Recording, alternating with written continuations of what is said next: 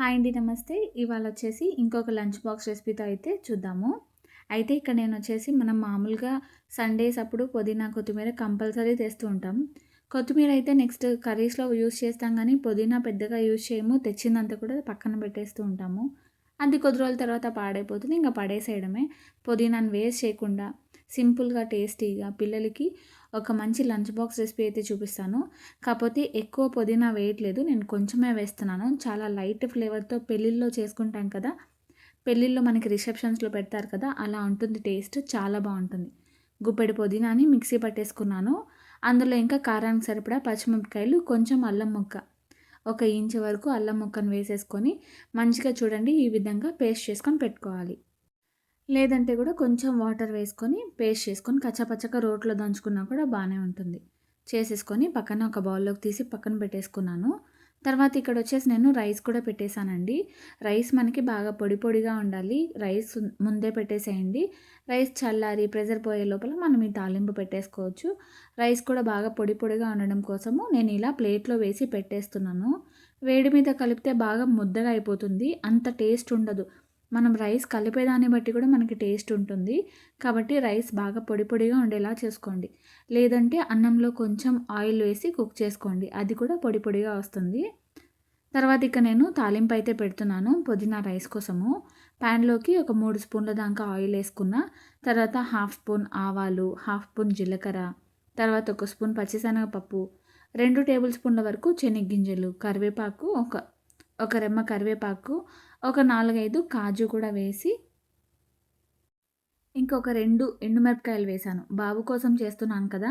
కాబట్టి నేను చాలా లైట్‌గానే చేశాను. కారం కూడా లైట్‌గానే వేస్తున్నా. నేను చేసిందొచ్చేసి ఒక్కరికి మాత్రమే చేశానండి. కాబట్టి కొద్దిగా తీసుకున్నా అన్నీ కూడా. మీరు ఇద్దరు, ముగ్గురికి చేసేట్టుగా ఉంటే పుదీనా కొంచెం పెంచి వేసుకోండి. ఇంకా నేను చేస్తున్నదొచ్చేసి పుదీనా చాలా లైట్‌గా ఉంటుంది ఫ్లేవర్ కూడా.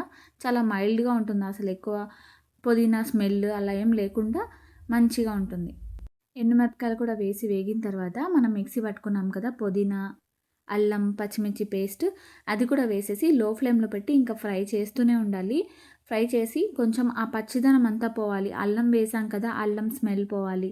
తర్వాత పుదీనా కూడా మనకి మంచి ఘాటు స్మెల్ వస్తూ ఉంటుంది. ఆ స్మెల్ కూడా పోయేంత వరకు బాగా ఆయిల్‌లో ఫ్రై చేయండి. ఆయిల్ బాగా పైకి తేలుతుంది. అప్పటి వరకు ఫ్రై చేయండి.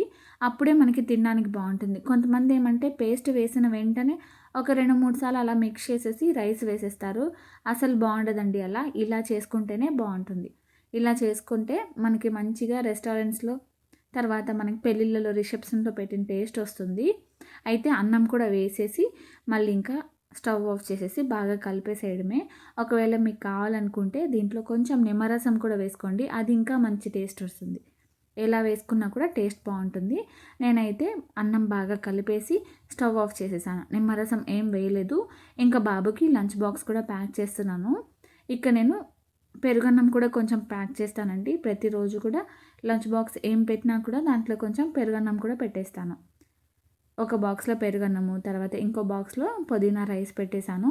చాలా బావుంటుంది. ఒకసారి ఇలా ట్రై చేయండి. సేమ్ ఇదే ప్రాసెస్‌లో ట్రై చేయండి. మూత పెట్టేసి ఇంకా స్నాక్స్ కోసం వచ్చేసి ఇక్కడ నేను పబ్బిళ్ళలు పెడుతున్నాను. వీటిని మా సైడ్ తిరుపతి సైడ్ పబ్బిళ్ళలనే అంటారు. ఇంకా ఒక్కొక్కరు ఒక్కోలా అంటారు. స్నాక్స్ పెట్టేసాను. ఇంకా బ్యాగ్ కూడా ప్యాక్ చేసేసాను. ఇంకా బాబుకి లంచ్ బాక్స్ ప్యాక్ చేసేసి టిఫిన్ కోసం వచ్చేసి బొరుగులు ఉప్మా చేశానండి. అది వీడియో ఏం తీయలేదు. అంతే అండి వ్లాగ్. నచ్చితే లైక్ చేయండి. మళ్ళీ నెక్స్ట్ వ్లాగ్‌లో కలుద్దాం. ఇలాంటి రెసిపీస్ ఏమైనా కావాలనుకుంటే కామెంట్ సెక్షన్‌లో చెప్పండి. ఈ రెసిపీ మాత్రం మీ కిడ్స్‌కి ట్రై చేయకుండా అస్సలు ఉండొద్దు. చాలా బావుంటుంది. చాలా టేస్టీగా ఉంటుంది. కారం ఎక్కువ లేకుండా చాలా కమ్మగా ఉంటుంది. అంతే వ్లాగ్. బాయ్.